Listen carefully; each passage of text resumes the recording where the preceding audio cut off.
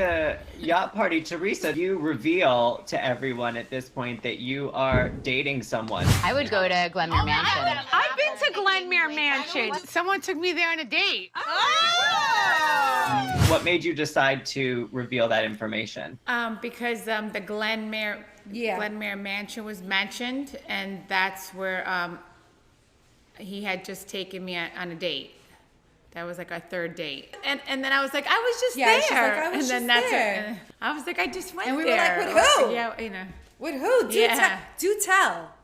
No, really, we want to know. Do tell. Tell us everything, Teresa. We're waiting. Yes, I'm dating someone, and we're getting to know each other. And that's it. And we're, taking things slow, and we'll see how it goes. I love him. I love him for her. I love them together. They're match made in heaven. Like, this is what she has been entitled to all this time. We were just so hopeful that she would find her happy ending. Yeah. So that's why I'm really happy for her. Now Teresa could just start doing what she wants to do. Like what makes her happy for real and not what she thinks is expected of her, Melissa, you are shocked at this point. I think that Teresa has told them because you have been sworn to secrecy over it. I just want to tell you, we asked Melissa point blank. What do you think? You think Teresa's dating somebody? I don't know. She hasn't told me she is, so. And she lied perfectly for you.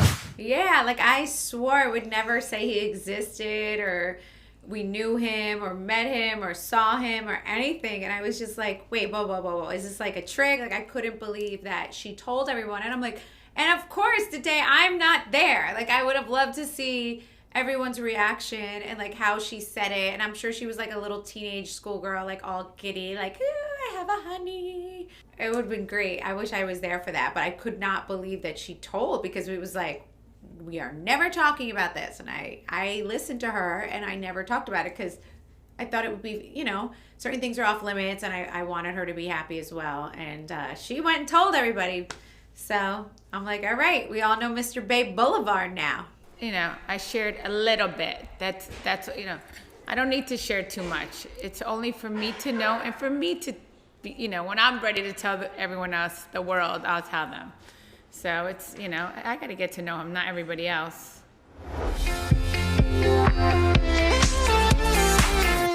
So at the yacht party, I think you intend to read from the book, particularly about the chapter about sleeping with your boss, because Jennifer is going to be there. And I think you want to drill home to her exactly what your message is. I panicked. I didn't know what to do. Did I bring this upon myself? I felt like I had no choice. Now, at this point, you're all probably thinking, wow, you're a slut.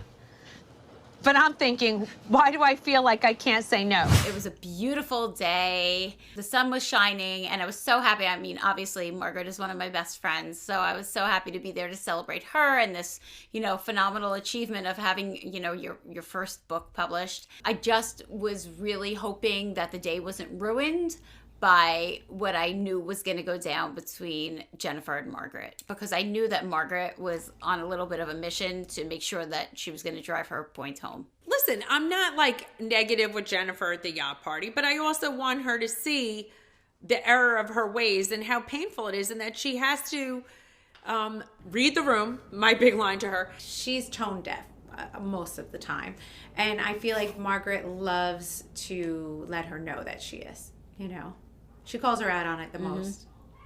There is an outside world to what she's lived. And I think she doesn't realize that. And she doesn't realize the way she comes across and the power of her words.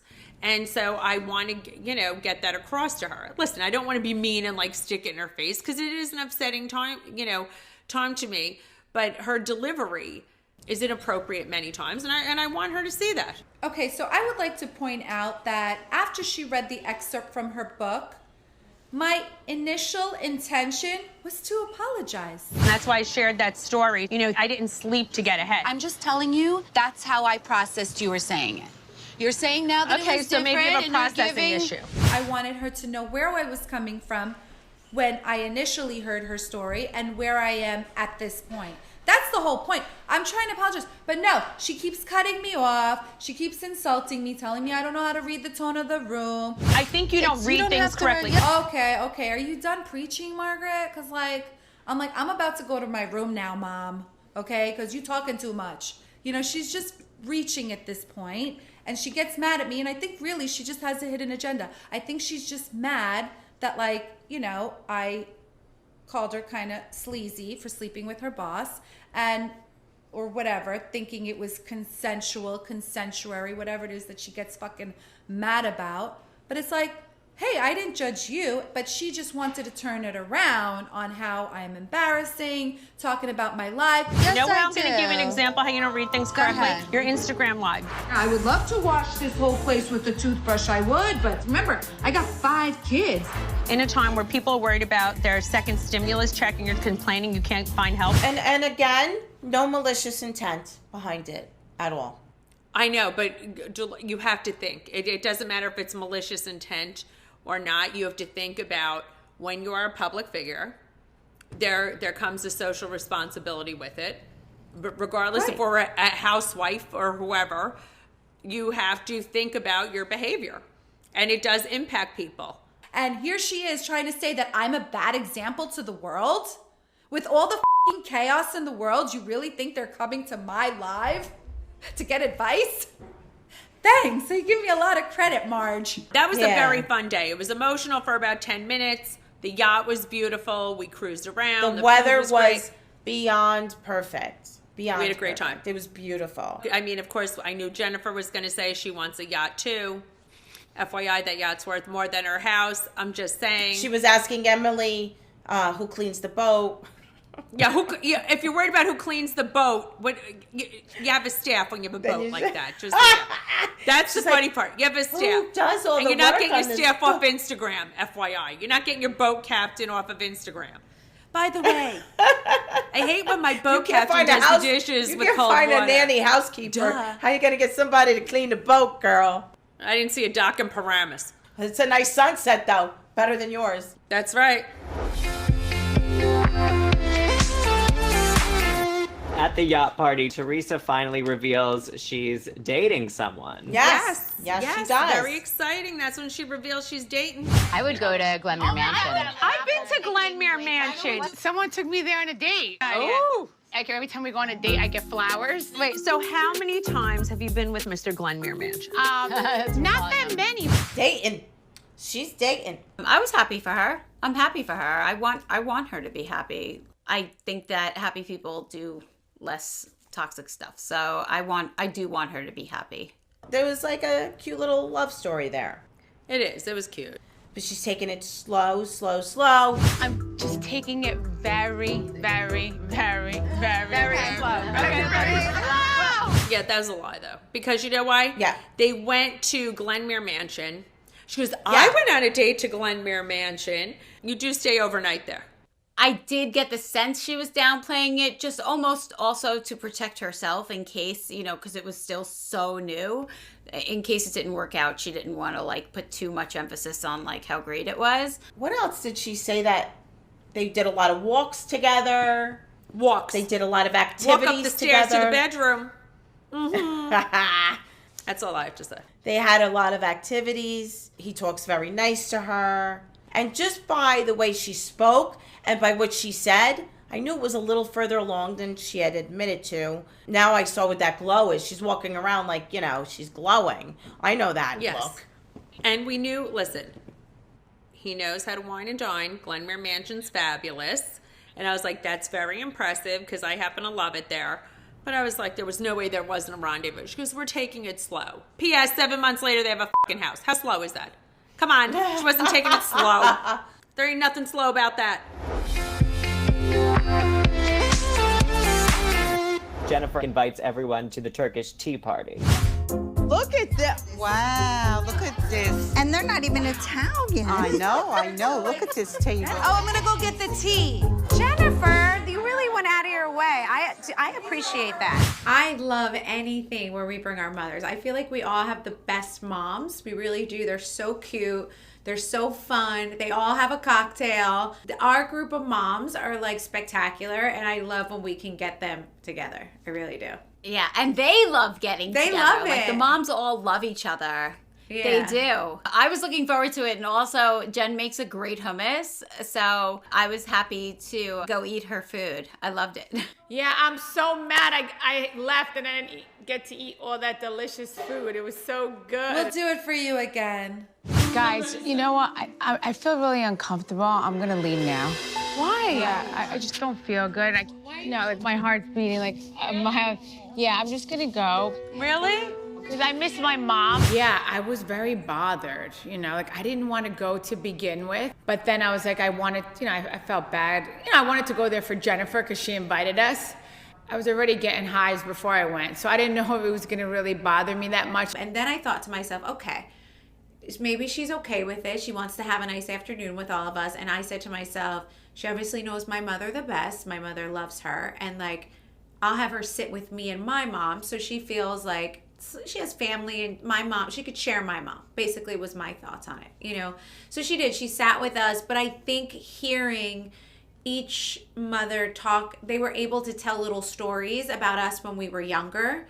And she had no one to tell her story. And I kept going to the bathroom. I was getting upset, and I kept, going to the bathroom.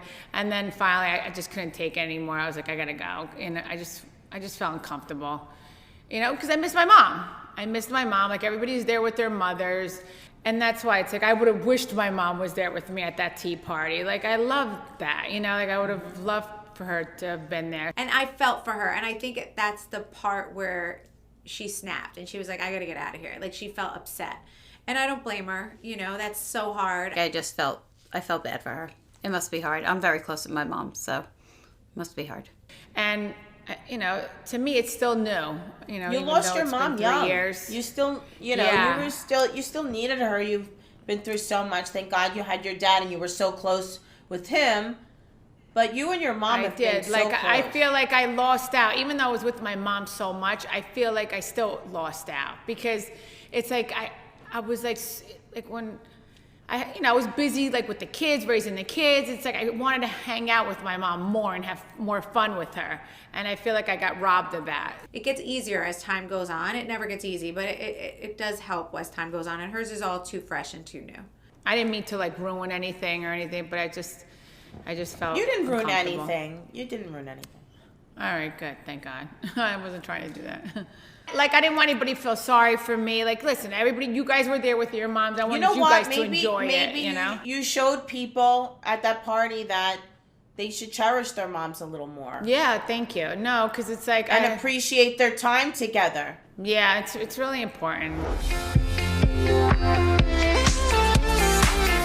This episode wraps up with Melissa finally having the sex talk with Antonia. You haven't had sex yet, right? No. Your cousins told me you did not. Why do you need to know information about my life? How did it go? Not great. I think I said a couple things that I was nervous myself, and I was like, but you have big boobs. Big boobs. And I don't want anyone ever telling you they want to see them or touch them. Stop!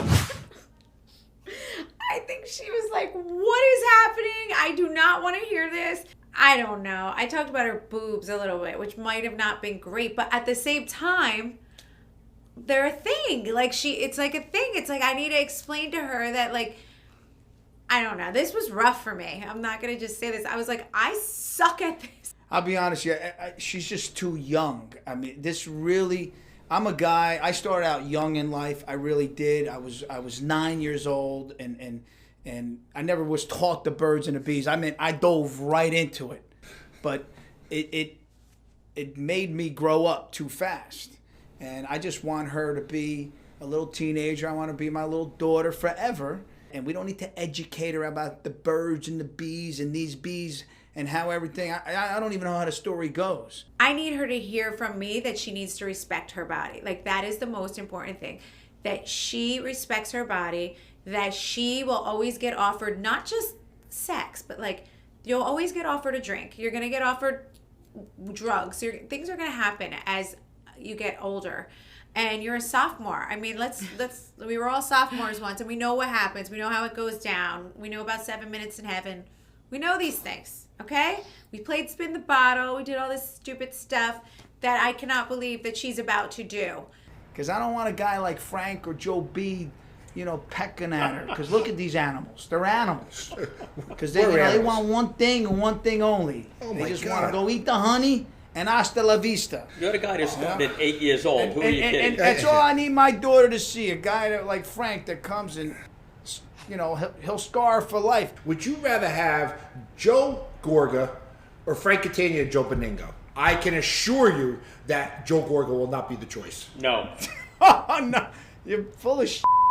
Do you have any advice for Jackie as she prepares to have this conversation in her future? Well, Jackie's like me. I'm just going to have Melissa over and she could do it. Don't have me do it. I'm not great at it, so. I think a lot also depends on the temperament of your child. Like, I think the conversation is going to be different depending on, I think Alexis will be really receptive to it because she's like me and she's boy crazy. Right. She has a different temperament. And Tony is very yes. Yeah.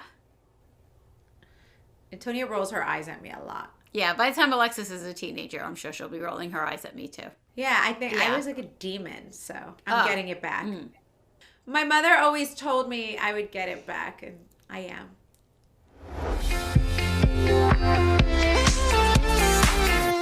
I'm curious to know about how you felt about Joe learning some of the things that were written in the book.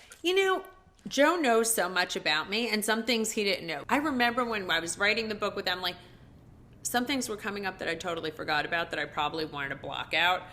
And listen, he didn't want to hear all the stories about Jan. I told her that there were too many chapters that had her ex-husband in it and not enough chapters for me. There you go. There you go. He was like, you wrote more about Jan than you did about me. I was like, Joe, I was with him for 20 years. I had kids with him, but I was like, Joe, I also changed the trajectory of my life when I was with you. And I said, you're the love of my life and we're going to grow old together. So I think it was hard. Yeah, I didn't want to listen to crap about him. But he loved the book and he was so proud. I'm proud as hell that she managed to do it. I could never write a book. And she managed to write a giant book. The thing reads well. I read it from beginning to end in one shot, and I was completely amazed as how well it was written, the prose, everything was really good. But I think it was emotional also for him to read some things that had happened to me when I was younger and painful for him to read as well. It's not right when a person who's a boss or a figure of authority pushes himself on a woman. It's just, they should be fucking beaten. That I do agree to. That part I absolutely agree to.